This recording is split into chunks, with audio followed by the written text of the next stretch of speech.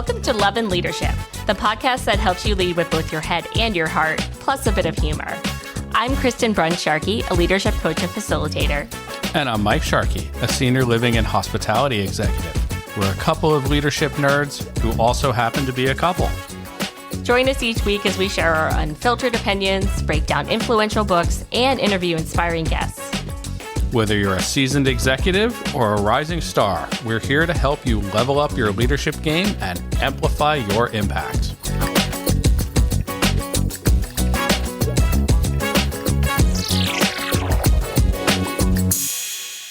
Hello, and welcome back to Love and Leadership. I'm Kristen. And I'm Mike. And it's been a minute. It's been a while. We're sorry. We're very sorry. We're having a child. Yeah. We're probably going to take some type of hiatus this summer, for the whole childbirth. And yeah, I mean, we are taking a hiatus. Like I was saying, we are taking a hiatus of indeterminate length. I think we can be back sometimes this summer. Yeah. But you have a lot of course material, so there should be something you can listen to at this point. We will 100% be back. We love doing this. Spotify, call us. We're waiting. Yeah, we will do it once we figure out what our life looks like with an infant. Chaos. Pure chaos. Pure chaos. Pure chaos. But it's going to be great. But yeah. We've got the cutest baby stuff. The swing is amazing. The stroller is so cute. It's just he's coming. Yep.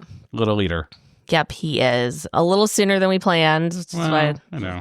We haven't gotten an episode out for the past 2 weeks, but we wanted to at least get one good episode out before he arrives. And then we'll be back probably. Well, and I worked pretty hard to get the advice trap ready, so I'm glad we're doing this. Yes. It's fair warning, it's been a couple weeks. I do the best when I just read it or when I've read it 16 times and already really, internalized everything. I am not good at any of this. What I do know is notice myself doing it all the time now. So I don't know if that's progress, but I guess it is. This is high level leadership stuff. It's very subtle. It's very profound. And it is not something that's quick. When you go into a turnaround situation, you very much have to go in and boss everybody around and just lead, General Patton. But longer term, this is how you grow people in an organization, but it's not a quick fix for anything. So fair warning. I'm not even a novice. I don't think I've actually begun. I'm trying hard not to, give advice, or too much advice, but it's a journey. We're all learning together, right? Ugh, I'm not learning. It's so hard. I think my advice is the best thing on earth. Okay, let's get into it. Let's do it. Okay. LBC. LBC. The Advice Trap by bum. Michael Bungay Stanier, who is also our first author to appear twice in our leadership book clubs. And rightfully so. Yeah, I love this guy. He is our first repeat author. He is, of course, a best-selling author and leadership coach, best known for his book, The Coaching Habit, which we love. He founded Box of Crayons, still the best name for an organization ever. I know, it's so good. It's so good. Helping organizations shift from giving advice to staying curious. He is a Rhodes Scholar and a TEDx speaker. He lives in Toronto. I don't know why, but okay. Wow. It's so cold. I was way to offend our Canadian listeners. It's beautiful. Actually, Toronto, I love Toronto. It's a great city. But yes, it is very cold in winter. It's so cold. In the summer, it's a great city. In the summer, it's amazing. It's amazing. And there's a music festival up in Banff, right? And it's the prettiest place on earth. But I mean, that's nowhere near Toronto. But. No, I know. But it's farther north in Canada. But it's it's so cold. It's very cold. It's like paradise. It's like crystal everything. But yeah, I mean, we live in California. Mike thinks it's still too cold. So Mark Twain said the coldest winter I ever spent was a summer in San Francisco. What? We live in a warmer spot. We do. Now, we're much happier now. Yeah. Anywho, he is, of course, globally recognized for his work in coaching and leadership development. Okay, let's get into it. Introduction. The Advice Trap is a follow-up to The Coaching Habit. By saying less and asking more, you can work less hard and have more impact. Building a coaching habit is staying curious a little longer and rushing to advice giving a little more slowly. Yeah. Well, this is harder than we think because as humans, we love to give advice. We are probably following what he calls in the advice trap, the default management style. Tell, ask, tell, ask, tell. So it's a lot of telling. Here's the truth. And your advice is not as good as you think it is. Yeah. Okay. Dun, dun, dun. Dun, dun, dun. It's really true. You perceive your advice working because, 1, you're solving the wrong problem. You've been suckered into believing that the first challenge that is mentioned is the real challenge.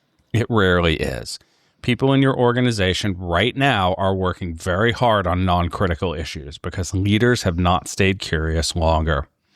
Number 2, you're proposing mediocre solutions. There are reasons that your solutions are not as good as you think, including you don't have the full picture.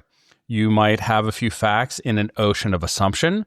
Your brain is designed to make connections and solve problems and reassure you that you know what's going on. Oh my God, that is so true. It is 1 part truth and 6 parts conjecture. And, I think there's some neuroscience to back that up, right? Your brain is wired to look for solutions to problems of how do I hunt this woolly mammoth and survive? And, things are very complex and we don't always dig deep enough to find that. So number 3, self-serving bias. What it is called when you are over inclined to believe that your ideas are excellent. Of course, we are happy to offer up solutions. We think every solution is a gold nugget. First, idea-itis, time pressure, idea anxiety, and the comfort of making a safe choice. Yeah, I think we all know that we do this. And we know people that, do all of these things, right? It's very, very confident to rush in and solve problems and point the way. And you're I don't know if that's right, but he's the boss, so you go with it. Okay. So leaders who default to giving advice are also less likely to be open to feedback and are less likable. Interesting. Liz Wiseman found that intellectual curiosity, asking questions, and being more coach-like is the delineating factor in leaders who create more impact compared to those who don't. So, advice as a management style damages organizations in the following ways. It demotivates the advice receivers. That's definitely true. Autonomy, drive, and purpose are the biggest motivators. I think we've referenced many studies that talk about that. People want autonomy. They want to be contributors. They want to have a say. When you give advice, you're signaling that the advice receiver is not there for their ability to think. You might as well get a robot, and nobody likes that. It overwhelms the advice givers. Your willingness to default to advice giving means you are adding unnecessary work to your own busy schedule. Yeah. You'll become the bottleneck. Oh, it's the worst. This is one of the reasons I commonly give, especially when working with senior executives on having a coaching style of leadership. I'm no, this actually will free up a lot of your time. Yeah. If you take this approach. You want people who bring you solutions, think for themselves, solve problems, and take ownership. This is part of it's taking ownership. I remember when we did the first 90 days and you talked about, when you're high enough executive in a big enough company, you're delegating product lines or even smaller companies. And that kind of blew my mind because I haven't managed a company with 10,000 people, but it's what is that like to be hey, I need you to launch the home goods line of Procter and Gamble and bring it back to me when you've got it going? It's very different. It's very different. But but also the foundations of it are. I just feel it's very aspirational, and as humans, it's what we should aspire to. Otherwise, a robot is always going to be better at doing things than you are. Mm-hmm. Physical things, mechanical things. Maybe not yet in all regards. Soon. We're working on it. We're for better or for worse. In our lifetime, we will see a robot that can play the Tchaikovsky violin concerto better than Joshua Bell or something. That's a ways off, but it's not that far off. Technically, yeah. It's not 100 years off, but can a robot have the idea to create, Microsoft or something? I don't know. You're valuable for your creativity and your humanity and your heart, not just your physical work. It also compromises team effectiveness. The advice trap prevents teams from being more than the sum of their parts. Further, it limits change. Senior leaders need to be champions of the ambitions and the strategic focus of the organization. And nowadays, organizations are going through change all the time. Yeah. Michael MBS, we will call him MBS. Yes, we will. Michael Bungay Stanier. God, I'd like to hang out with this guy. I feel like this, of all the... There's like want to have him over for dinner. I just want to have him over for dinner. Like, there's a couple people, of course, I'd like to meet. I'd love to meet Jocko, for sure. I get it. Captain Abershoff would be pretty cool. But I really want to hang out with this guy, Okay. So he refers to it as AGH, the advice-giving habit. And MBS has a good sense of humor about himself. He does call out the irony of writing a book full of advice on how to give less advice. Yes. Yeah. So yeah, I appreciate that. Yeah. He has a good. That's probably one I like a coffee with. I would say have a beer, but I don't drink, so we're not having a beer. But coffee. Yeah. Part 1: Tame your advice monster. So I'm gonna be fair. Like, I don't organize these notes super well, and I blame Michael Bungay Stanier for that. And I will say this in the end: I have trouble with the way he organizes his stuff. It's a little less like organized. It's like part 1, and then there's like different parts of that. It's like, is it part 1? Is it chapter 1? Yeah, well, he does these like masterclass things. Yeah. I think a lot of this is because you do the audiobook too. No, I read this one. Oh, you actually read it I read physically? this. Huh. I read this because the audiobook takes like 8 times as long. It does, I have listened to the audiobook. I do think the structure of his books is like better for like visual learning versus like audiobook. I mean, maybe it's like I think it is like a master class. It's almost like a live presentation, in which case it would be very useful. But anyway, so part 1, Tame Your Advice Monster. Section 1, easy change versus hard change. Or how it's easy to figure out your new phone, but it's hard to keep your New Year's resolution.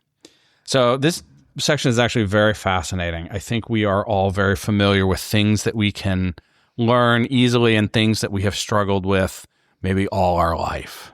We have all had experience with easy change. We've learned a new job, a new route to drive to work, or how to stream Netflix. You've learned how to stream Netflix on your phone, on your TV, on your computer. Hard change is New Year's resolutions, which you keep coming back to year after year. That's hard change. Hard change, you keep coming back to without being able to make progress.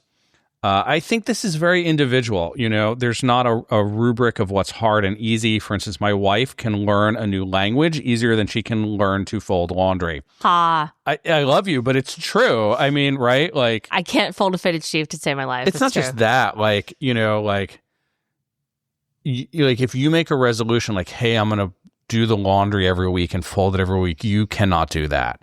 But you can absolutely decide that you want to learn ancient Greek. I mean, I can, but it will take like 5 times the effort. But it's hard change for you. Yeah, it's definitely hard. It's hard change for you. Yeah, but learning is not, so it's just, and I'm just saying everyone's brain works differently. I don't know. Everyone has different hard change and easy change. So easy change is like downloading a new app to your iPhone. Easy to do. Hard change can look like you keep downloading the app after app and you can't make progress, right? What you actually need is a new operating system. Taming the advice monster can be hard change for many people because it's a battle between present you and future you. And I love the way he frames this. This is the adult equivalent of the children's marshmallow test, which we will find out soon. Give a child 1 marshmallow and tell them if they can resist eating it for 15 minutes, they get another one. Future you wins from self-imposed delay of gratification.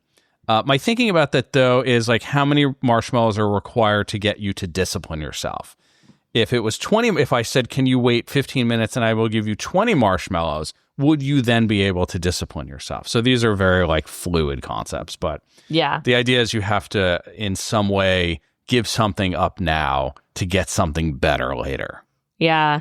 I haven't like looked at that study in like quite a while, but I think it's associated, like the ability to impose delayed gratification on yourself is associated with many positive outcomes later in life. Yeah. I don't remember which book it was, but they found that the most like representative characteristic of successful people was the ability to impose the delay of gratification. Yeah. Yeah. Which it is, right? Like So hard change in this context means saying no now to at least some of what has worked for present you.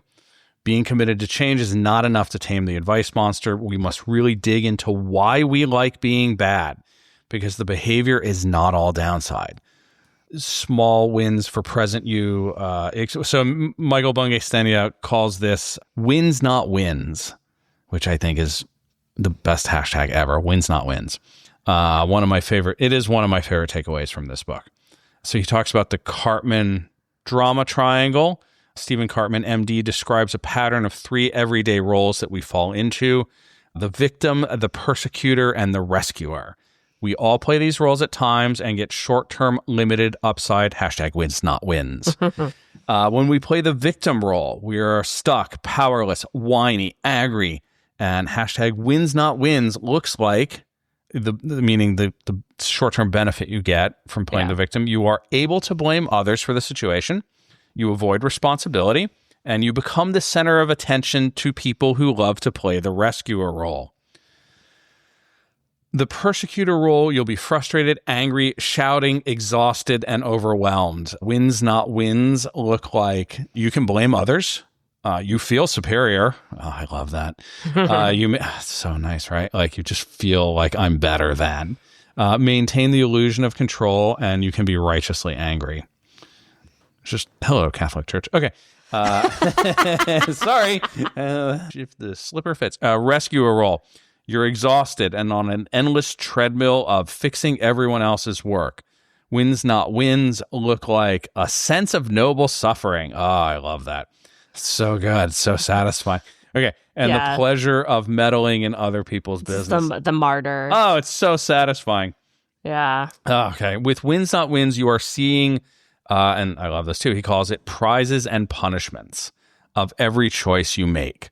There's always a benefit and always a cost. Present you gets some benefit from not changing, but future you misses out on future gains. When you take on hard change, you declare you are choosing future you and a better way of doing things. You know, the easy analogy is, of course, going to the gym and being healthier. Right. You know, like it's short term. I enjoy it, but a lot of people don't. So it's like running I wouldn't enjoy, but it's like short term suffering from long term gains. And can you make yourself do that? So a practice from the coaching habit MBS brings back in this book, at the end of every section, he says, what was most valuable of this for you? And it's a powerful coaching question that helps retention and also frames your value when you're saying this to someone else. And as I read through this book, I found myself involuntarily doing this exercise. So in the audiobook, he actually has some business leader come in and do a short blurb of like what was most valuable for them. So it's pretty interesting. Nice. For me here, wins not wins is a powerful takeaway. I have to make short-term sacrifices for long-term gains. And as you get into this, you'll see like the short-term sacrifices can be like not feeling as important as you want to.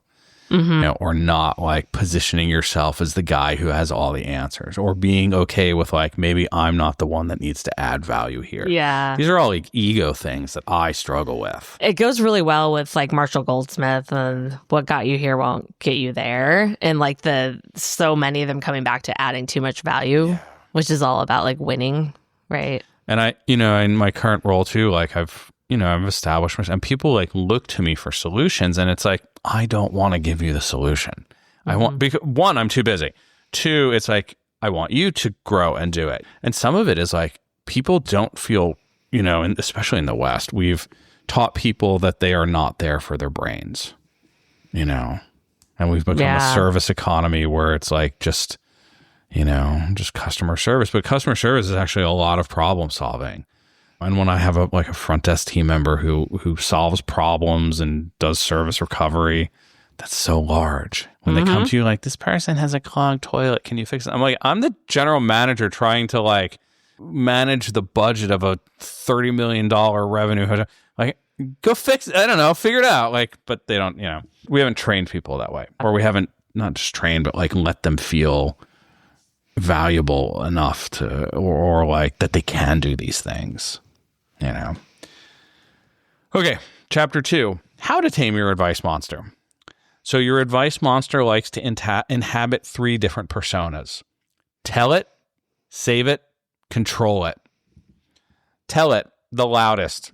Here I am to convince you that I have the answer. If you don't have the answer, you have no value. Having the answer is the only way to add value. Tell it loves the spotlight, dresses in the plumage of authority and wisdom, and whenever time feels short and things feel urgent, which is always. It's always, right? Like, yeah, I'm going to run in there and tell everybody okay. It wants you to think that you know best. Let's just pause for everyone to let that. I don't know about everybody else, but this stuff rings very close to home. It's very painful. Okay. Oh yeah, me too. Okay. Absolutely. Yeah. Getting trained as a coach helps in that. Like, at least when you're in a coaching state, it pulls you out of this. Yeah. But like, it's so tempting. It's so tempting. Hey, tempting. Hey, I can fix all your problems. Yeah. And I think about like therapists. Like I had a really great therapist in New York. And, in the beginning, they're like, so why are you here? I was like, well, I'm depressed and I need advice. He's like, well, I don't give advice. That's not what I'm here for. And I'm like, what are you talking about, sir? Like, I'm here for you to solve my problems. And he didn't say this, but he's like, no, I'm here to help you figure out how to solve your problems because you already know. Nobody else can actually solve your problems for you. Yeah. Save it. It's a little more subdued, but just as pervasive. Save it takes you aside and explains things earnestly. If it wasn't for you holding everything together, the endeavor would fail. Every situation, every outcome. When in doubt, take it on yourself. When not in doubt, take it on yourself. What save it looks like on stage. The faint odor of burning martyr, which is particularly prevalent when confronted with someone in the victim role.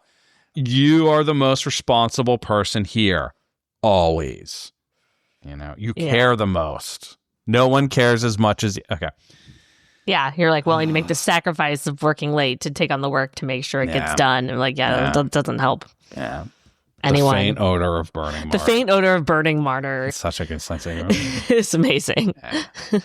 He's like funny without being sarcastic. Mm-hmm. I think he's just very like positive person, very like high-minded. Okay. We're pretty fangirling. I'm fangirling for Michael Bungay Stanier. If you hear this, please come on our show. Yes, that would be amazing. That would be amazing, right? Maybe we can tweet at him or something. Control it is the most tricky of the 3. It looks like a backroom operator's tone of gentle authority. It will tell you that the only way to succeed at all is to stay in control at all times. Convinces you that everything is controllable as long as you are in charge. Don't share power. If you let control slip, disaster is imminent for everyone. Control it is ever present, but in the background, discreet and manipulative. Delusions of grandeur with the grip strength of Hercules. I do like that. Can't let go, won't let go. No empowerment. You are the only one stopping chaos. You might recognize all 3 in yourself, but probably one dominates and can be situational. MBS has a free questionnaire at theadvicetrap.com to figure out your type. I think mostly I'm tell it. Now, I think before I was save it. Yeah, I'm heavy on tell it. I'm heavy on tell it. Also. I have some control it, but like... And some control it too, I have some control it for sure and save it, but I think I've made progress on the save it because you get tired. All these make you tired, because you're like, the main thing is you're the most involved person. You're the only one like keeping back the darkness and the void, Yeah, it's exhausting. No matter which advice monster is your particular brand, they share one DNA. You're better than the other person. Yeah. Mic drop. Mic drop. MBS challenges us to confront ourselves with that statement.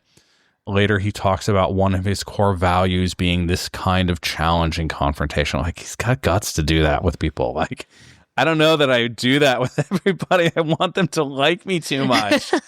But it's true. Like, all of these make you think, like, I'm better than everybody else. Yeah. I really love to think that. I don't know about like that is very on point for me. It's very painful. That's part of being human, I think.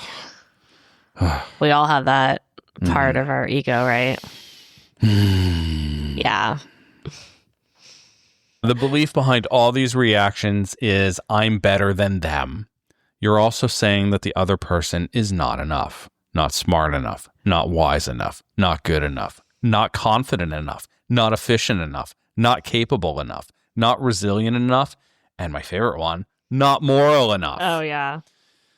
Sit with that and feel how uncomfortable and unsustainable that is. He picked the mic back up and he dropped it again. Okay. Exhausting for you and disempowering for them. When you're more coach-like, you unlock their potential. You don't diminish it. This is hard change. You can't get rid of your advice monster. It's part of being human, but you can tame it. I have like a vision of like something for Monsters Inc. on a leash, you know? Like, you have to understand the combination of factors that set off your advice monster. I definitely think I'm smarter than other people, and I feel like it gives me more intrinsic value, and I don't think it does, you know? Like, I know it doesn't, but I don't behave that way. Okay, so MBS breaks this introspection down into 4 steps. Oh my God, he loves steps. I love that he loves steps, because I also love steps. Of course you do. Okay. Step 1, who let the dogs out? You have to know what sets it off. Some people have a gift for bringing out, tell it, save it, etc. Sometimes it's a specific situation that'll bring it out and not a person. Sometimes a certain type of behavior on the drama triangle. Like if somebody acts like a victim, maybe you get into the rescuer and you get into your save it. Or a situation like maybe it's very chaotic at work and you jump in and you're like, I'm going to control it, you know? Mm-hmm. Step 2, confessions. Once you know the trigger, you can elaborate on what your advice monster looks like. Step 3, prizes and punishments. Articulate both the benefits and costs you find of the behavior in step 2.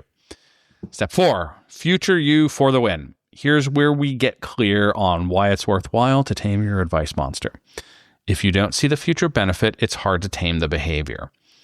The benefit will need to feel aspirational, emotionally, and not just intellectually. Yeah. You say you loved the chart? Yeah, there's a really good chart in this section where he talks about like when you're interacting with this type of person in this type of situation, and it's like common situations where that are often triggers for the advice sponsor. So yeah, like when you're interacting with someone who's more senior than you and you know what's going on, like that's a common one. Or someone who's more junior than you and you don't know what's going on. Still like a comment. So I think it's really good looking through these kind of things and just like really being honest with yourself, like about what triggers this for you, which a lot of this book does. It's a lot of inner work you have to do to get at this. Okay. Common behaviors of the 3 types of advice monsters. Tell it. I stop listening to what's being said as soon as the suggestion shows up in my head. I blurt out my idea. I give the solution I know is best for them. Oh my God, this is so painful. Yeah. Save it. Take on responsibility of solving the problem, even when it's not my problem. Hi, Mom. I don't ask them what they think the answer is. I fill any awkward silences. She's not listening to this, so she won't hear that. Okay. Yeah. Ouch. Snap. Control it. I take control of a meeting or situation right at the beginning and wrap up at the end. I have a little problem with that. Like, if I find that if I don't do that, a lot of my meetings just go off the rails. Like, there does have to be some responsibility of somebody that like keeps things. It doesn't have to be me. Yeah, it doesn't. I think that's like part of it too. Is it doesn't have to be you. But, so if we remember that really crazy narcissistic boss I had for a minute, the one thing she did really well was like she let everybody run the meeting. Yeah. You know, and she wanted them to run the meeting and keep it going, you know, and I kind of actually liked that. You know? I really like delegating that. Yeah, I like delegating as well. That. Back to control it. I get anxious when I don't know where the situation is going. Oh, Beezus really wants to come in. I'm going to let her in. Hold on. Oh my goodness. Update. Cats. Beezus, despite just standing at the back door longingly trying to get in when we open the door, just doesn't come in. Yeah. Cats. Okay. Step 3, prizes and punishments. You have to zoom out and identify what you get from acting in this way. Instead of just trying to stop the behavior, You have to really dig in and find the root. What are the wins, not wins? I mean, he's really teaching you how to introspect yourself, and it's not just about the advice monster.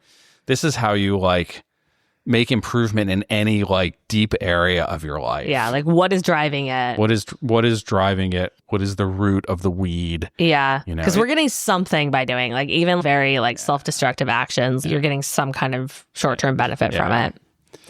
Yep. Okay, so tell it. Prize. I'm always seen as adding value. Punishment. I believe my only way of adding value is having the answer, and I crowd out others' ideas. I wish I could just do this. Like, it's so hard to change to do this. Like, he talks about like the habit formula and all that in a little bit too.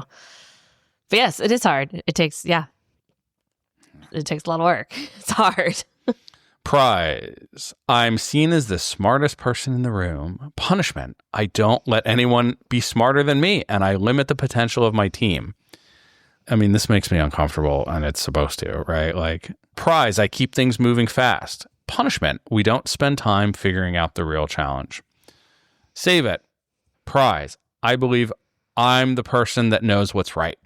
Punishment. I won't let anyone else have the responsibility of figuring it out. I always have to shoulder it. It's a martyrdom. Yeah, thank you. Hello, Christianity. Okay. Prize. I believe I'm the most responsible person here. Punishment. I believe no one else is as committed as I am, and I prove my commitment by being in a constant state of overwhelm. Control it. Prize. I hold the reins because I believe I'm the safest pair of hands. Punishment. I believe no one else can control the situation. Prize. I keep us away from unknowns. Punishments. I keep us away from unknowns and think they're dangerous.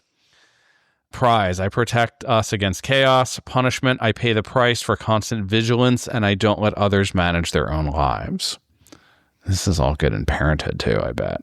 Yeah. Right. Well, yeah. So at its heart, this book is about introspecting yourself, learning to be humble, and allowing yourself to believe that other people have the agency and ability to grow, learn, and prosper. Our job is to ask questions and to guide, not to tell. The key to all of this is understanding the prizes and punishments. Yeah. Yeah. No, I think that's a really helpful way to look at it. Yeah. So it's more specific than just like, why do you do this? It's like, what are the prizes? You are getting something. Yeah, you're getting something out of it. Even like, I thought about this in terms of like making your bed in the morning. It's not enough to just force yourself to make your bed. You have to find out why you're not doing it, because you're getting something for it. Mm-hmm. You know, maybe it's like, I don't know, it's a rebellion against authority. It's a good habit, but it's like, well, the punishments seem to really be tied to our like deep-seated beliefs that we all have, right? Yeah. That are often limiting beliefs. Yeah, I think, you know, I guess I really respect anyone that wants to foster human potential in everybody. I think that's the turning point toward like the great harmonious world. Yeah. When we recognize everyone has, you know, an untapped, including ourselves, has an untapped potential, and we stop like looking at other people as different. Yeah. Looking at, you know, us and them. It's all just us. And we're all just trying to grow our potential. Yeah. And restore ourselves. Wouldn't it be a different world? Wouldn't it be a different world? All have this simple concept. Very difficult to stop doing what we're doing right now. Not believing that some groups of people are better than others, you know? Sorry to get religious, but I'm gonna. Like, I think 95% of the people on earth believe in God or some type of God or some type of... Some religion with the deity attached to it, something like that. I don't know about that percentage, but it's high. Yeah. I just think of it like a mother, right? Like, and we're all her children. I'm not a mother. I don't have children yet, but when I do, almost in like a week. But I think the thing I would want the most is for them not to fight. Mm-hmm. I don't. You know, a good mother doesn't want one of her children to beat up the other one and to win at the expense of the other. And like, yeah, go get him. Yeah. She's like, stop fucking fighting. That's the message. Stop fighting. If you saw a mom that was like encouraging one of her kids to, you're better than your brother, beat him up. Oh yeah, no, that's Starve him, bomb him. Ugh. So much future therapy required. Yeah, but there's something wrong. Yeah. You know that like it's very obvious to look at, and you look at it and you're like, that person is sick. There's something wrong with, but that's not like our soul mother, right? Like, stop fighting. Yeah. Stop fucking fighting.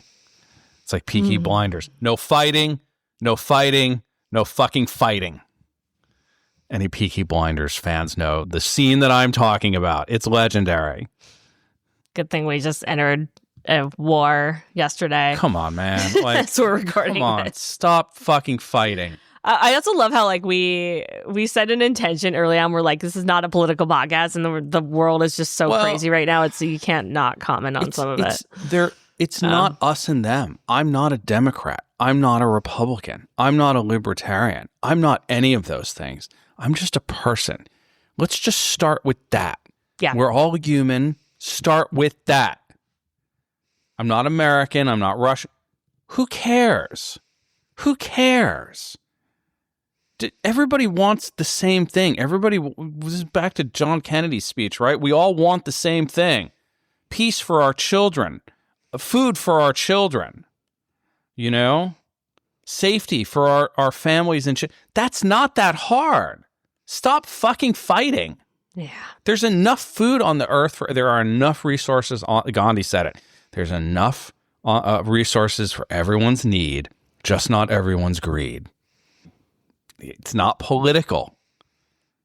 Politics is dumb. Like everybody's wrapped up in that. Yeah. No, it's true. It's really not. So much of what's happening is not even really political. It's about humanity. It's humanity. Yeah. And let's go back to control. That's what it is. There's really two camps right now. And it's those that believe that other people should be under their control in one way or another, and other people who believe that you shouldn't be controlling other humans. Mm-hmm. And they don't always know how to express that. And that's fine, you know, but it kind of comes down to that. Do you believe you should be in charge because you're smarter than everybody else? You're not. No. You're not. Yep. No. So. Yeah. Well, this is, it's all very real in the context of everything happening. I'm going to send you the link to the video of Cillian Murphy. Yeah. Who's just Cillian? I think he said it's Killian. Is it? I think I saw him, yeah. I'm gonna send you the YouTube video. This is from Peaky Blinders. It's so good. It's just a bunch of boys, you know, and it's a bunch of drunk Irish. Are they Irish? I can't remember. But they love to get drunk and fight. And they're just tough dudes, and they're, you know, and they're all going out, and he goes around them and he's like, no fighting. No fighting. No fucking fighting. Honestly, it's just a question of intention. Yeah. Here's Michael Bungay Stanier telling you that everybody has value, and you should, if you're going to do anything useful, help them find that value. Mm-hmm. And the way to help them find that value is to get out of their way and stop acting like you're the king of the universe. Yeah, for sure. Ouch. Okay, part 4, future you. To help make this transition, you need to know not only what you're stepping away from, but what you're stepping towards. This is future you, a way to think better, lead better, feel better, and be better. Here are some of the benefits of a new form of leadership. Primarily, tell it, future you benefits. I add value by empowering others rather than offering up advice. I don't always have to have the answer. I can rely on others to contribute. I still share my advice and wisdom, but I do it deliberately and selectively rather than reactively. Primarily, save it, future you benefits.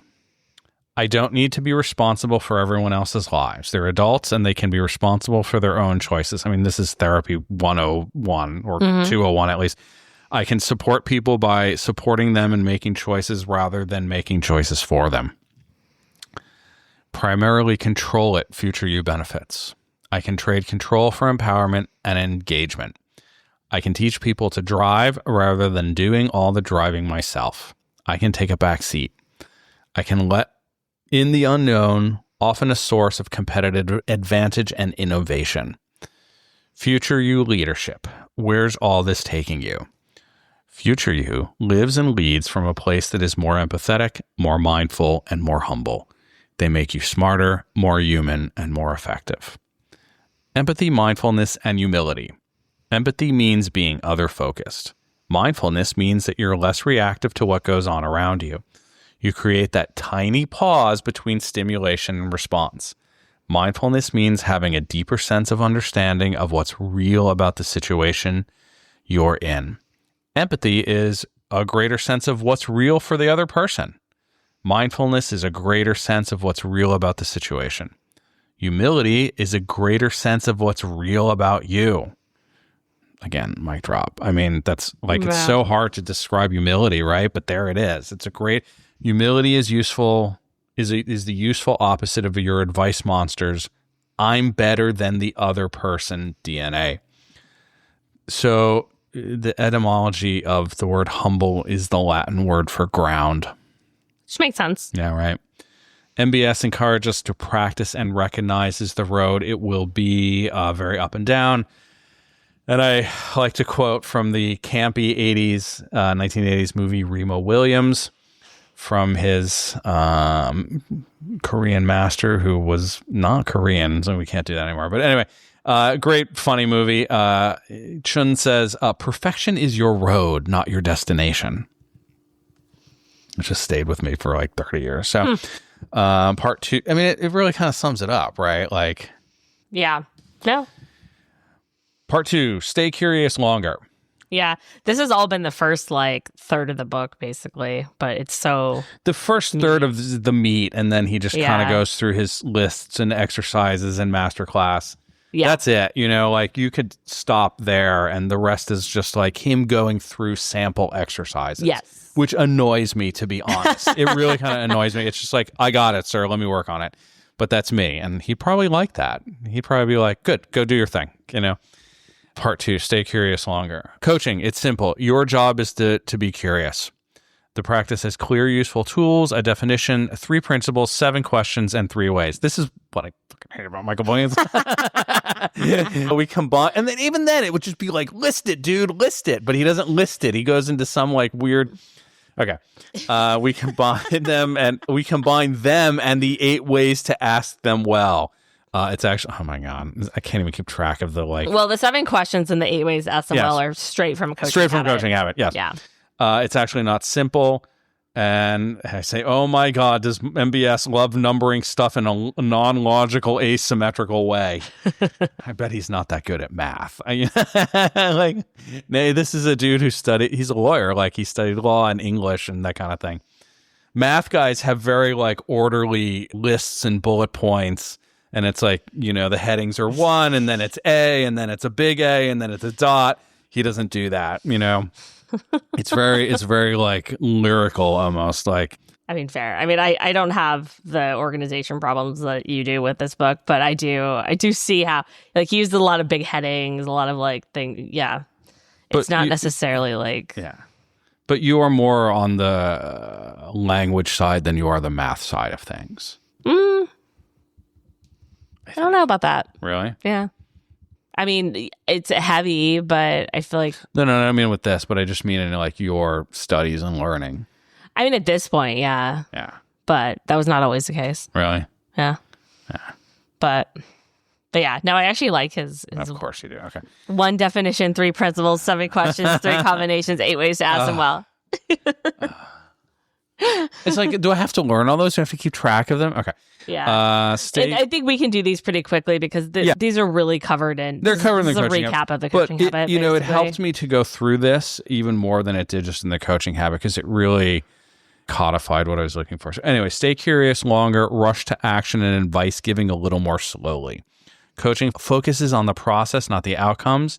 You're never going to create a situation where you never give advice.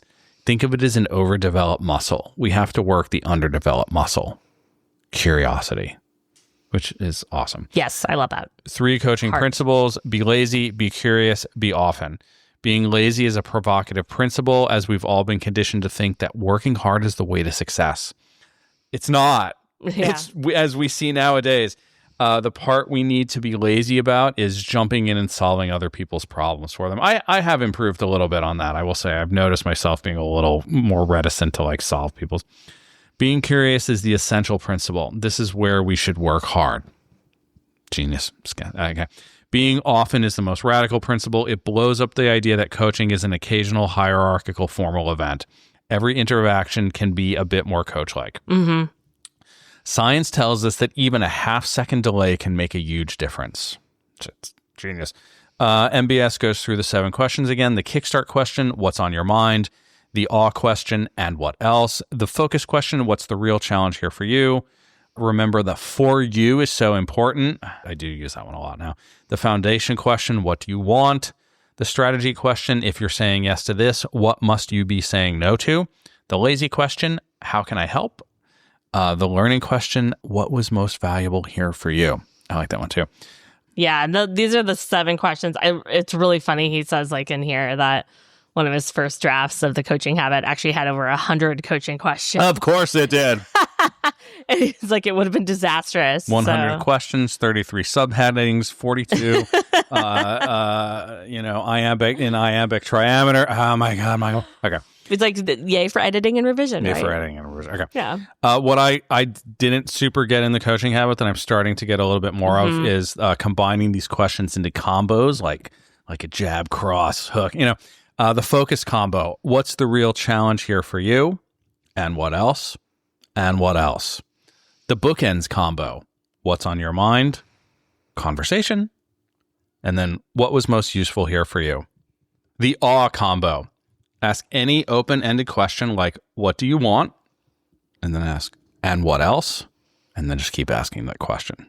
MBS says question combinations are black belt habits. Single question good. Combination questions are better. I mean, to go back to the boxing reference, that's really true. Inexperienced people throw one punch. Experienced people throw combos, and they train combos. So you throw the jab 3 times, and then you follow up with an uppercut. Like that's your. And some people do very, very well with only a few combinations. That's all actually that you need. Yeah. The 8 ways to ask a question well. This is actually useful. I got something from it this time. Ask only one question at a time. Not my forte.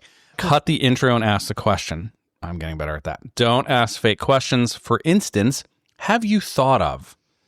Yeah. Back to my evil VP. He always did. What about this? Did you think of that? Acting like he was. That's not a question. It's not a question. Acting like he wasn't just controlling everything. Okay. Number 4. Stick to questions that start with what. Avoid why and how. You avoid how because it drives the conversation too quickly into action, and it's oriented time to solve it phase. Like you're not there. Just ask what. Make people think. Get comfortable with silence. I'm getting comfortable with silence. Actually listen to the answer. Acknowledge the answers you get. And then use any and every channel to ask a question. Like WhatsApp, Slack, Facebook, whatever. It's not just like when it's one-on-one. It's every possible channel. These principles on how to ask a question well are the manifestation of the 3 principles. Be lazy, be curious, be often. Personally, I am noticing how much lazier I can actually be. Pick one and work on that. I'm kind of working on that. Like coaching is, in a nutshell, ask a question and shut up. Yeah. Actually listen. You're so good at that. You are I listen to Kristen like on a Zoom call, and she'll ask a question and be quiet, and I'll just listen to the person like start to dig into their own. She'll say like, and what are some ways that you could look to solve that problem? And they'll start to just do it and think, and that's what a coach is, right? It's like helping you codify your own route and your own thinking, and she's exceptional at it. Oh, you are. I'm terrible. You. I'm terrible at it. Well, these are all things, and like the 8 ways that he has in there. These are mostly things that are drilled very heavily in coaching training, and you have to. It gets so hard to not stack questions at first, like where you ask multiple questions and not to make it about you. It's just it's not just that. It's like I listen to you let them talk where I know that you probably have great answers for them. For sure. From your long experience, and they're like, some of them are new leaders and you're making them do their work. Yeah. And it doesn't mean, like never offering something, but it's got to come from them first. Yeah. Well, like MBS says, like, stay curious longer and rush to advice giving a little more slowly. Yeah. Okay. My MBS asks, what was most useful here for me? And I say the combos. I don't have to do all 8, but I should pick 2 or 3 patterns and keep working on that. And I kind of noticed myself doing some of that. Yeah. I do the what's on your mind and what else, and then what was most useful here for you. That's my favorite one. In the kind of operation I'm in, if you're saying yes to it's not so useful, but like making them come up with their own thinking and plan. Oh, yeah. Super is. No, I love his breakdown of that question and the coaching habit, and like there's science behind it. Yeah. As well. Well, the what's the real challenge here for you? The for you is legendary, because you're telling people, and we went back when I talked about it when we did the coaching habit, Kino wouldn't solve my problems for me. He's like, what's the challenge here for you? And I was like, my challenge? It's your hotel, and nope. Yep. Nope. That's why you hired me, right? Like you hired me to solve problems. Okay, how to practice Masterclass 1. More sections. Okay. Use priming to get yourself in the zone far beyond what you believe is possible. A glass of wine. This is very interesting. A glass of wine will taste one way if you drink it with Vivaldi playing, and quite a different way if it's accompanied by Wagner. Yeah.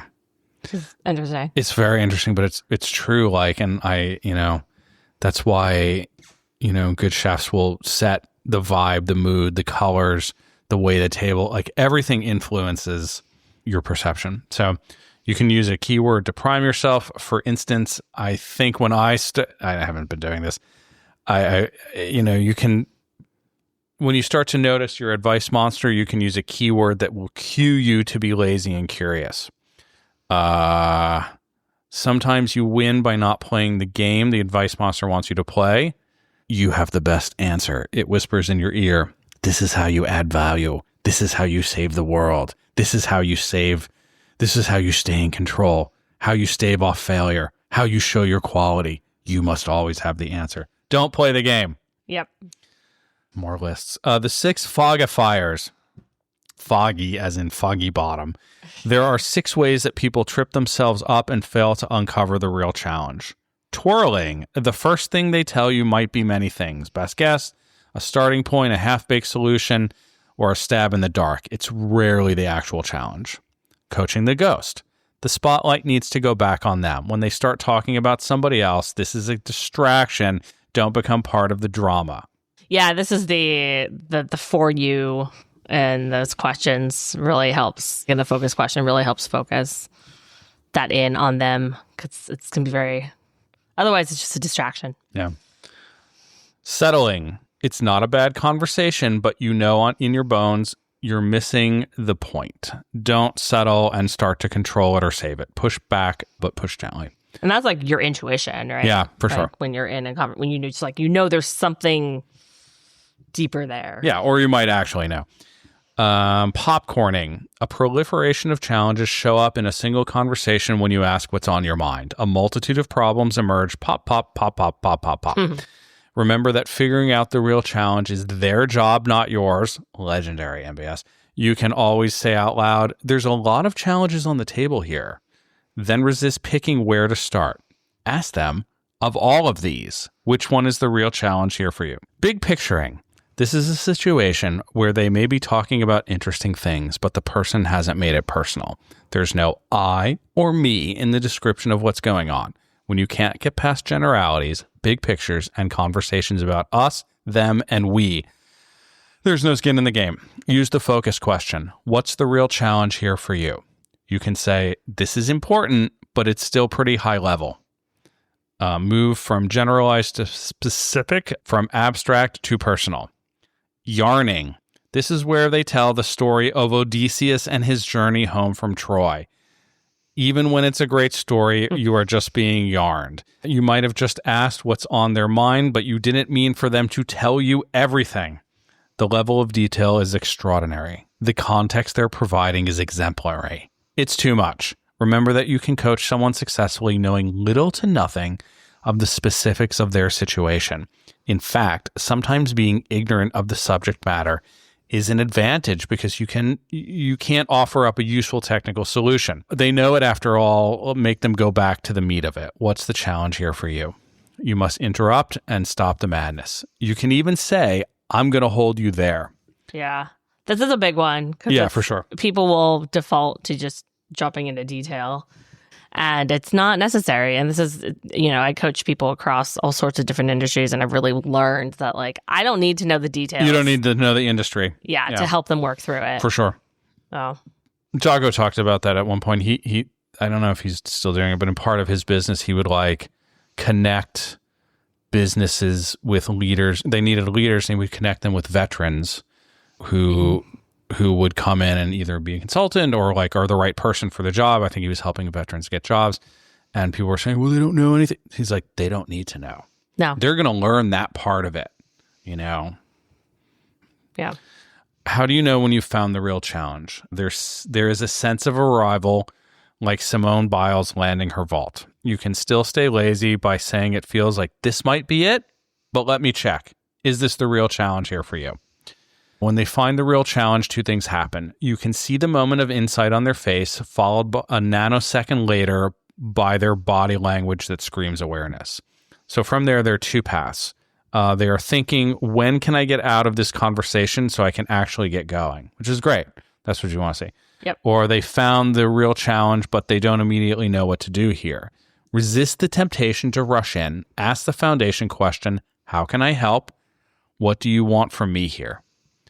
MBS reminds us of the all question is good twice and maybe more. The and what else question. Mm-hmm. Okay, how to practice Masterclass 2. Put in the repetitions. He discusses the art of learning, which is very profound and probably not the best part of his teaching. I'm sorry, MBS. He talks about Jason Waitskin, whom I know.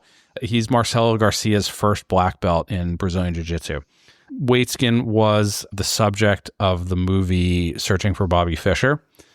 And he became, a very high-level chess player who eventually quit doing that and got into martial arts. And Marcelo Garcia, for anyone that is listening that does jiu-jitsu, is kind of known as one of the original geniuses of jiu-jitsu. He's a very special dude. And Waitskin, became his first black belt. There's some discussion, and Waitskin actually there's some videos you can find online. If you Google Josh Waitskin, you'll find some stuff of him teaching jiu-jitsu with a process he calls reduced complexity learning, which I think is fascinating. And it's actually how I learn.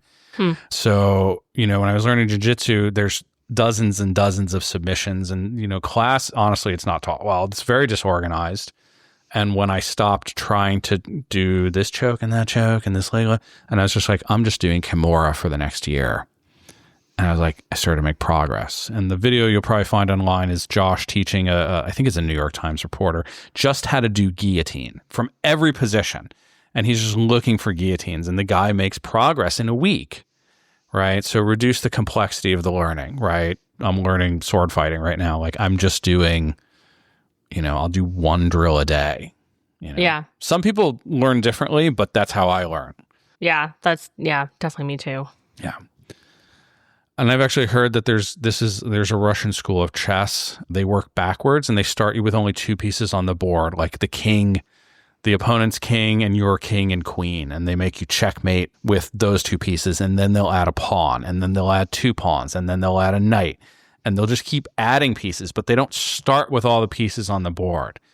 And I have a friend Frankie, who taught when he was teaching jiu-jitsu, he would do this. He would teach them a submission and then work backwards from the submission and teach them the dozens of ways that they might look at getting into the submission. And I think that's, it's fucking genius. Yeah. Yeah. Mastery, I disagree with the whole mastery is not about time. The whole 10,000 hours to mastery that Malcolm Gladwell popularized is not truly accurate. The more mindful your repetitions are, the less you will need to do. Yeah. And understanding how you learn will reduce the number. I don't need 10,000 repetitions at this point. I need 100 focused. maybe I got there at some point. But so you have to figure out how you learn. Okay, another heading. Seal the exits. Your job is to keep them in the conversation when they want to escape.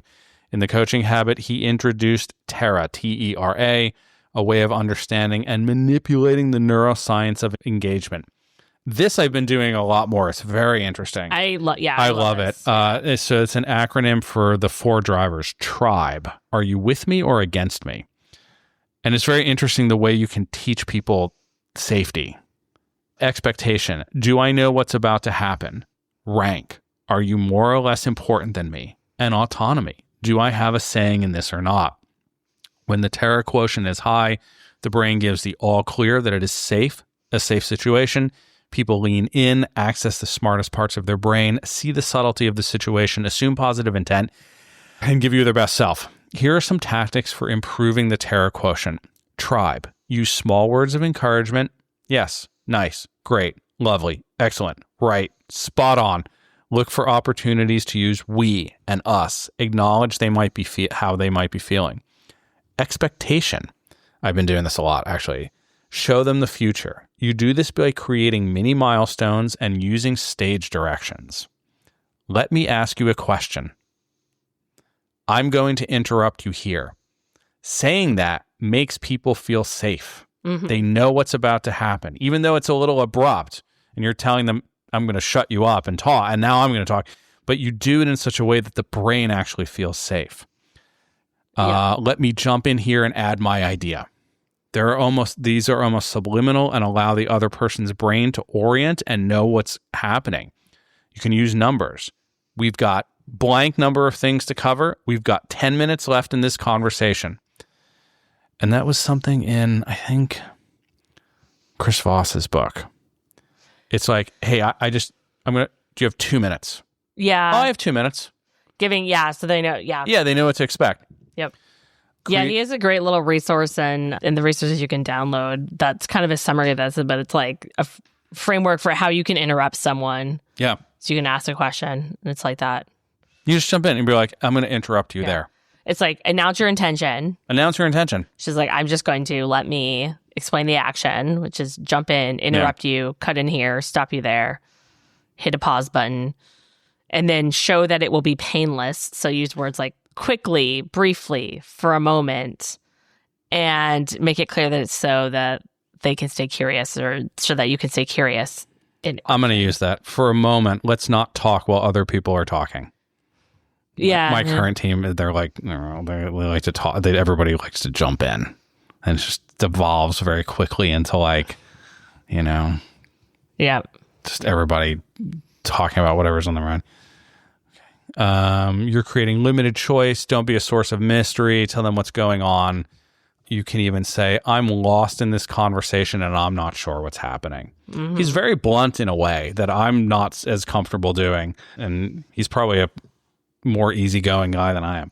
That's like powerful as a leader, though. It's very powerful. There is some vulnerability in it, but it's also like, I think, a good indication of like a conversation has gone off the rails when you're like, okay, I'm having trouble following this. Like, can we take a step back? Yeah. Rank, raise them up. The brain wants to feel it's amongst equals or better. If it has low status, it's not happy. It's not safe.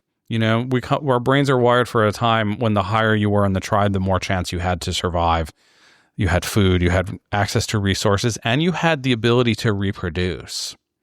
The higher in the tribe, the more likely you could find a mate. So there's a lot of survival mechanism.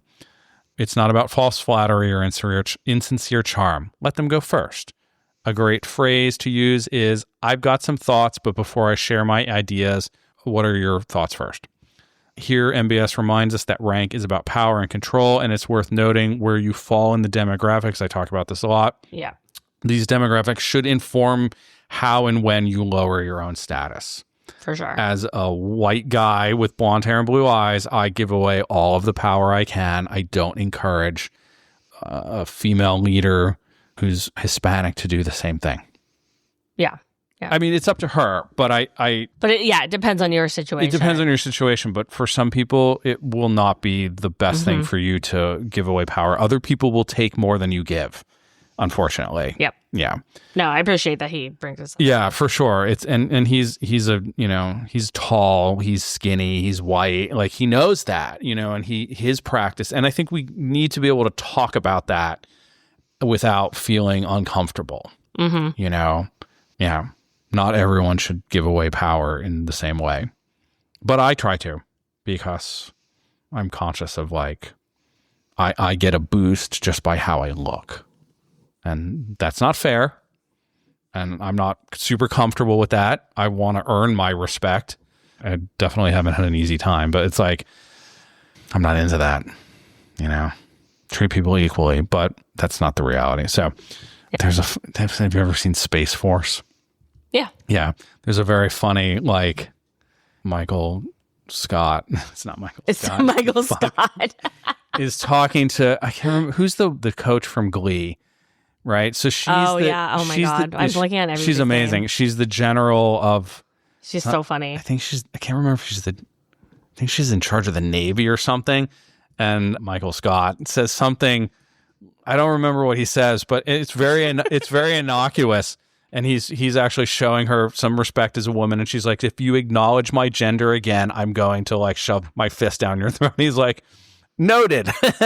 Jane Lynch is it? Jane Lynch, yeah. So, It's so funny. Yeah. Yeah, it's great. Yeah.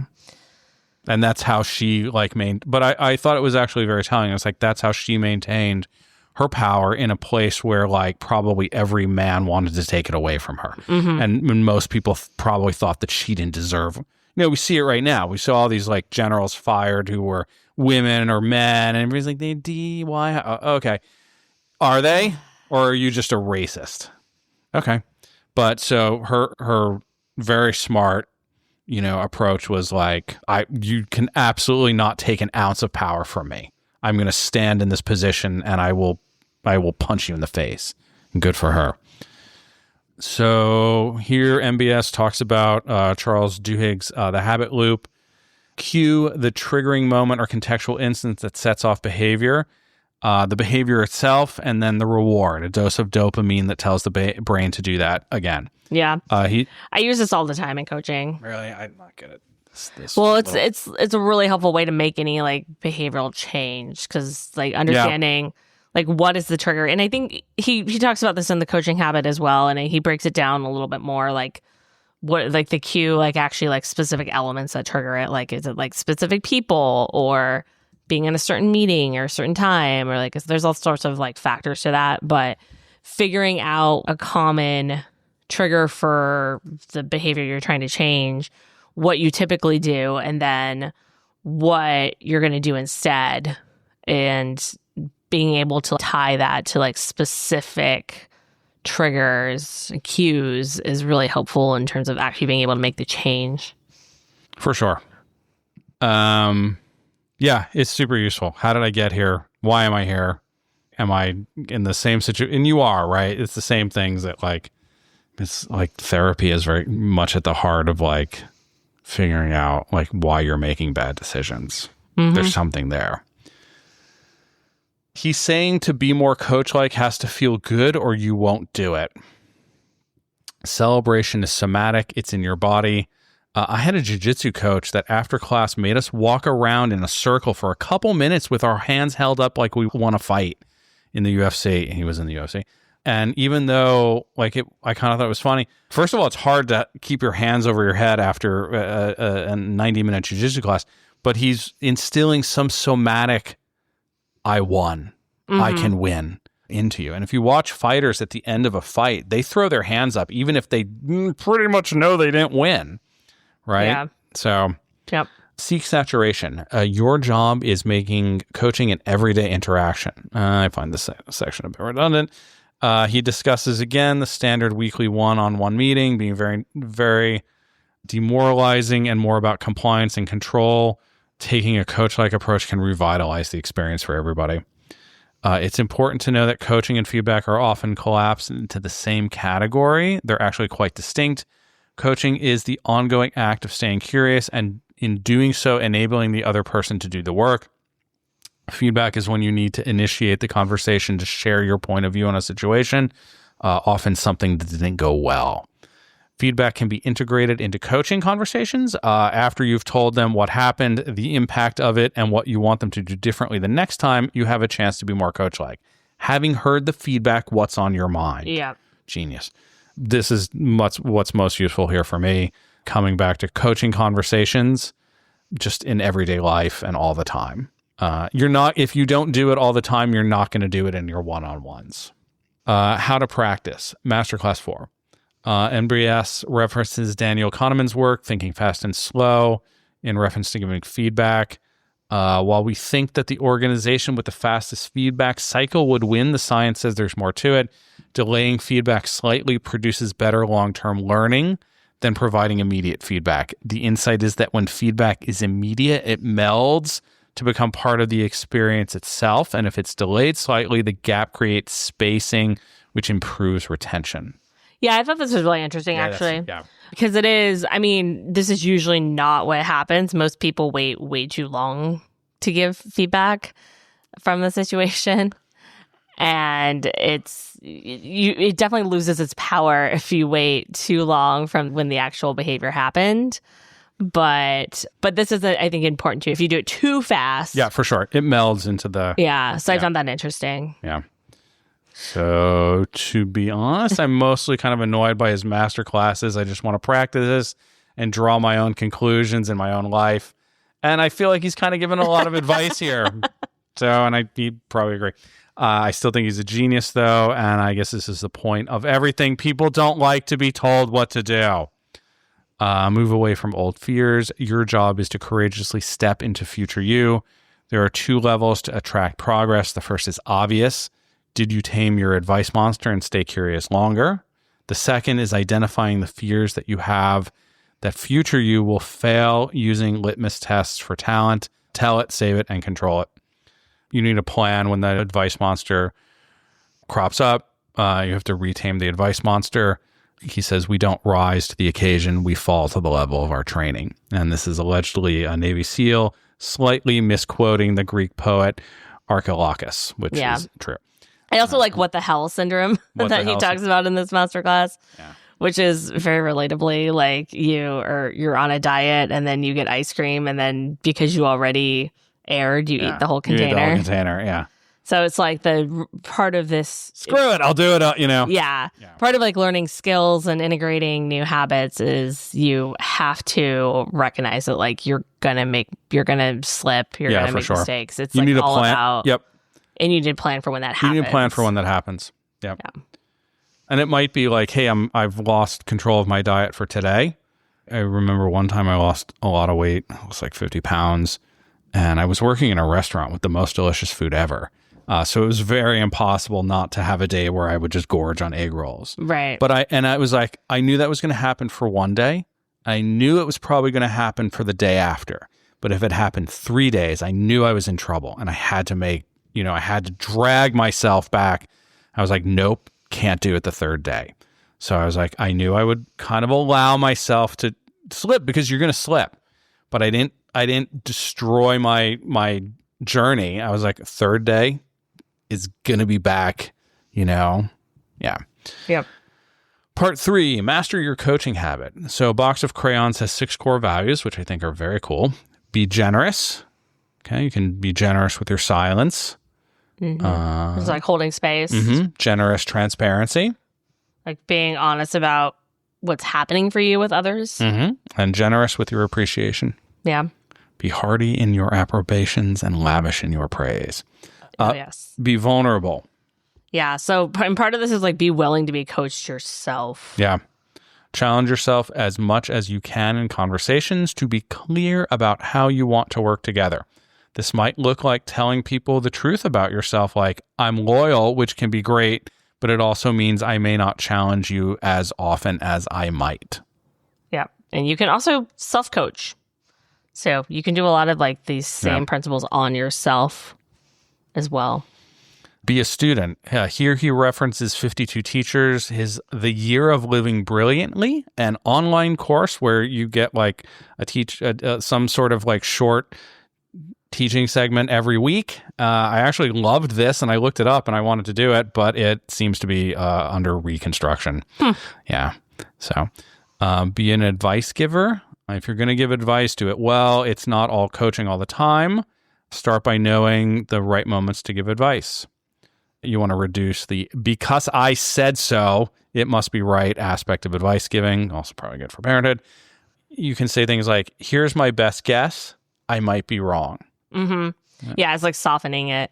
And this is another thing. I think this goes back to your understanding your inherent power, because the softening your language, I think, is something that women often do a lot of inherently. So you have to kind of know yourself and where you are in that journey. And you want to make sure you're not softening your language all the time, right? But if there's a specific situation where it's going to be like a little tricky to give advice, it can be really helpful to do that. And he also talks about like deliver it boldly, quickly, make it clear, and then also debrief afterwards to make sure it was helpful. Yeah. I think I soften my language a lot. Yeah, but it can be really beneficial. It just depends on the context. You can't do it all the time. Yeah. People will not respect you. They won't. Yeah.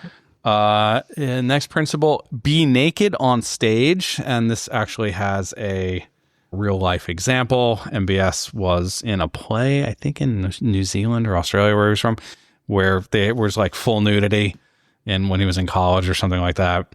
And he uses this phrase as a personal value, but it's a reminder to accept the dare, to provoke, to provide the humor in the moment, and to remember that the edge is probably not the edge at all.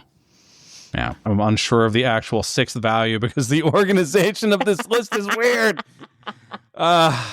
He has a lot of online resources in the bonus section, and there's leaders who are champions for coaching in their organization and share their best wisdom. Kristen, will you please share the 12 new business books in the show notes? He's got a list of good books. He's a great list of books. Yeah. And what I'll do, we probably won't have enough characters to put them all in there, but I'll link to his website where you can you have to sign up for his email list, but you can download his book recommendations from all of his books, actually. There's a lot of stuff on his site that you don't have to like sign up for, though. He's very conscious of that. Yeah. And I have not gotten spam from him at all. Yeah. And I mean, you can always unsubscribe if it's too much. Yeah. I love that he crosses out his acknowledgments section and instead calls it gratitude. And he actually writes acknowledgement and crosses it out. I think that's nice. And he has some quotes in there too, like a list of great quotes. And here's one I liked a lot. I am glad that I paid so little attention to the good advice. Had I abided by it, I might have been saved from some of my most valuable mistakes. Edna St. Vincent Millay, who I don't know who that is. Meow meow. There was a cat appearance during my note-taking work here. Kristen, what was your did not resonate here? So, I mean, I don't have that much criticism. The organization of it does not bother me as much as it bothers you. But I like lists a lot. So, I like lists too. That makes sense. But yeah, I mean, I think there's definitely parts of it get repetitive. I think the meat of it's very front loaded, and there's a good amount of repetition of stuff from the coaching habit. Yeah. So that is, if you read them super back to back, you might find that a little annoying, or you might find it helpful to really help like internalize the stuff. But I will say of these two books, the coaching habit is the better book. So I think it's a more foundational book. So if you only have time to read one, I would read the coaching habit first. But these are both really good. And I think especially the first like 60 pages of this book is just so packed with wisdom, I think. Yeah. For me, obviously, I may have mentioned this, the organization of this book. Oh my God. Michael is an amazing coach. He's a genius, but my logical brain is looking for a kind of order he doesn't provide. I just say maybe that's for the best. I don't totally agree that the coaching habit is a better book. I think it's a better book, but the first part of this book is revolutionary. I agree. Like the first third of it is so good. And this whole thing about like he's really making you introspect yourself to find out why you are the way you are. Now, the techniques in the coaching habit are for sure better. well, not better, but like those are the techniques of being a better coach and, and being a better leader. But if you don't introspect yourself to find out why you are you won't get there. So yeah, I mean, they're both extremely valuable. They're so valuable. Okay. Life-changing takeaways, ending on a positive note. Kristen. So, I mean, I think overall this is a really awesome companion to the coaching habit. And it goes deeper into the advice sponsor than the coaching habit can in the pretty relatively brief, easy to read format that it is in. I really like how much it focused on the self-awareness. Again, like that first third where that gets deep into it and like really understanding like what does it look like, when does it kick in, and why does it kick in, like what benefit are you getting from it. I think it just puts you in such a better position to be able to actually change it, because the awareness is where it all starts. So what about you? Similar. I say, I have to continually introspect myself. Am I working from a place of ego or self-aggrandizement, or am I humble and empathetic and a supportive leader? The most useful thing for me, this book, it really feels like an aha moment. The wins not wins and the Terra quotient, I think, are just so valuable. I have to be intentional with sorting these out. I will say also, of all the books we review, aside from Jago, of course, MBS is the author I would most like to meet. I feel like his stuff is so just like at the root of things and so profound. Yeah. MBS, come on our podcast. MBS, come on our podcast. Or let's have some coffee. Yeah, or that. So, thank you for tuning in. That's The Advice Trap by Michael Bungay Stanier. We will be back sometime this summer. Parenthood will probably make us a different types of leaders and coaches, and we're going to try and incorporate that. And someday he'll hopefully come on the podcast as a guest when we're reviewing his New York Times best-selling book. Could happen. Yep. Yeah, we will. Yeah, this is the last full episode we'll put out for a while, but definitely the last book review. Definitely the last. The last LBC for a bit, but that's gonna be hard. We will definitely be back. We will definitely continue doing this podcast. It's really important to us. We're just gonna figure out parenting for a little bit first with a newborn. We've already agreed that she's doing the diapers. No, we have not agreed to this. He keeps saying this, but it's absolutely not true. So I will take a picture of Mike changing a diaper just to prove that that's not our reality. I mean, that's fair. All right. That's fair. Thank you guys for listening as always. And we will see you guys soon and hope everybody has a really amazing summer. Yes. Especially midsummer. And we'll see you guys towards the end of it. Yes. Thanks for tuning in. The Love and Leadership Podcast is produced and co-hosted by me, Kristen Brunn-Sharkey, and co-hosted by Mike Sharkey. Please rate and review us on Apple Podcasts, Spotify, or wherever else you get your podcasts. We can't stress enough just how much these reviews help. You can follow us on LinkedIn under Kristen Brunn-Sharkey and Michael Sharkey, and on Instagram as Love Leader Pod.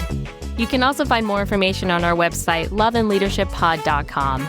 Thank you so much for listening, and we'll see you again next week.